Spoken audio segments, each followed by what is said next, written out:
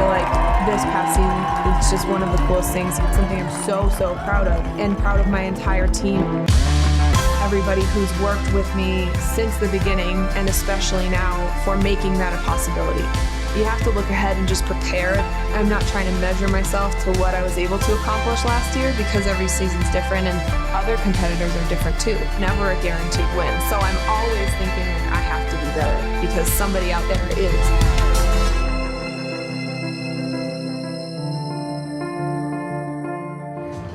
The end of summer nears for Mikaela Shiffrin, following one of the most dominant seasons in World Cup history. Widely regarded as one of the most focused and disciplined racers in the world, she once again prepares to make history this season. Mikaela has won season titles in several disciplines, but last year was a breakthrough season in the speed event of Super G. I felt good in Super G all year long. I just felt in touch with my skis, in touch with my skiing. So this season I really changed from being like a tech skier to everything, which is really exciting. Mikaela is only 24 years old, but has dominated the discipline of slalom since she joined the World Cup Tour at the age of 15, having earned 40 World Cup slalom wins, 6 season title globes in slalom, 4 World Championship gold medals in slalom, and an Olympic gold medal in this discipline. Over her career, she's also led the way in giant slalom with Olympic gold, 10 World Cup victories, and 1 season title globe to her credit. But to succeed in all race disciplines puts you in rarefied company, and her gradual progression with the speed events of downhill and Super G has taken a few years.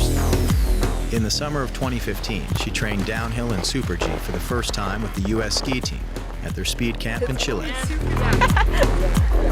Definitely not slalom. When you start to do speed elements, you can very quickly tell who's comfortable with it and who's not, and she just has a big smile on her face every time she gets into a tuck or goes off a jump. I have no doubt that she'll be successful at it. It's just going to take some time, and we're going to build at it, in a progressive way. When I'm training speed, I'm always fast. When I'm training with my teammates, when I'm training with other nations, I'm just always one of the fastest. But that's in a training environment. All of these variables are so controlled. Things will come at you, I think, a little bit just with the speed that you've built here. Yeah. Hey, embrace it, be compact, be dynamic, and send it.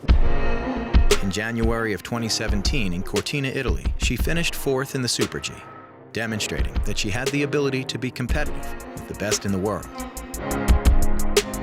In the 2017 and 2018 World Cup seasons, Mikaela would not surpass this result in Super G. But with her continued dominance in slalom and giant slalom, Shiffrin won back-to-back overall World Cup globes.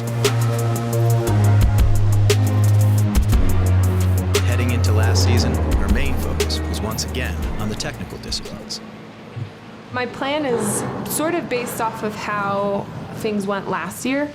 I'm going to race in all of the slalom and giant slalom races and some of the Super G and downhill races, and I'll pick and choose which ones depending upon the time of the season and how I'm feeling with preparation and how I'm feeling physically and mentally. And right now I'm trying to be smart about that schedule and not take on too much too soon. I'm always the one who's going into races as well prepared as I can. I want to have great training. I want to be able to put the things I'm working on into the race. I had been in Copper for the kind of preseason training before Lake Louise. There was literally 7 days where I was going to shoot to train downhill Super G, GS, and slalom.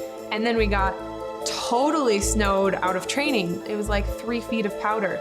So I went into Lake Louise thinking, I have zero preparation. It's not like I had bad preparation, I just didn't have any preparation. The last time I was on my speed skis was Chile in September, and the race was in December. So I wasn't even nervous this race. I was just like, I honestly expect not to win. I'm here, so I might as well enjoy this. Super G is one of the hardest events because you get, your one inspection and then the one race run. You really just have to try to make as few mistakes as possible. I came down in the lead and I was thinking, you gotta be kidding me. Because it sort of blew everything that I've known about myself out of the water. And it worked so well and I had so much fun that entire day that through the rest of the season, that was the mentality I was always shooting for, is just zero expectations, and just keeping my standards high on my skiing and trying to execute my plan. Shiffrin followed up her win in Lake Louise with a Super G victory the next weekend in St. Moritz. Then in January, she returned to Cortina, Italy, this time as one of the pre-race favorites. Her Super G and downhill have improved every year, and she capitalizes on all of those opportunities to learn, whether it's in training or racing. And she's an excellent skier, as we all know, and can really do well in all events. Course inspection takes place immediately before the race. Since there are no training runs in Super G, it's critical that Mikaela and her coaches have a solid strategy for success. Obviously, they need to ski with full commitment and aggression. That's the way Super G always is. Wearing the red bib as the leader in the World Cup Super G standings, Mikaela Shiffrin plunges down the Tofana She's never had a win in Cortina d'Ampezzo. Could she get one today? The green light comes on for Mikaela Shiffrin, who's won Super Gs so far this season. Looking for her third Super G win of the season. Shiffrin has done it! I was comfortable with my skis. I'm really comfortable on my setup, so I feel like I can do whatever I want if the surface is good, and today the surface is really nice, so I'm happy to be on that side of the green light. This was her 11th World Cup victory in a record-breaking 17-win season. My season has been incredible. It's the best season I've had yet, and proud of my whole team, and it's a cool feeling to be at this point in the season and to know that. But it's also possible that I don't win another race, so I have to still focus on my skiing. With her newfound success in Super G, Mikaela earned the respect of the top speed racers in the world. I've been thinking about this a lot with my coaches lately, and we have been really analyzing Shiffrin, which at the moment she is really the best skier, and I think she's skiing even better than some men, because she's really in the flow. When she skis, she doesn't make turns. She is leaving the turns that she is creating, and this is really different, I think. It's really cool for me to hear that one of the best speed skiers, downhill and Super G, is watching my skiing. If nothing else, it's a confidence booster. I'm like, well, I'm definitely not on the wrong path. Shiffrin had originally planned for Cortina to be her last World Cup Super G race of the season. A couple of races that she was going to skip were canceled due to bad weather, so she arrived at the World Cup finals as the surprise leader in the Super G standings. Yeah, it's super nice to be here. I have to say that you guys are amazing. I was not planning to race the Super G at World Cup finals up until the week before, when we realized I'm basically being handed this on a silver platter. Now let's fight for it. It's all eyes on Mikaela Shiffrin.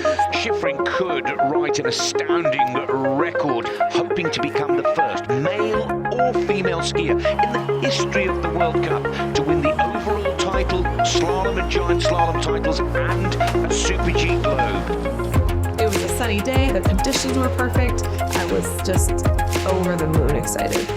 Milo, let it go. Come on. Let's do this, girl. Come on. Milo, let it go.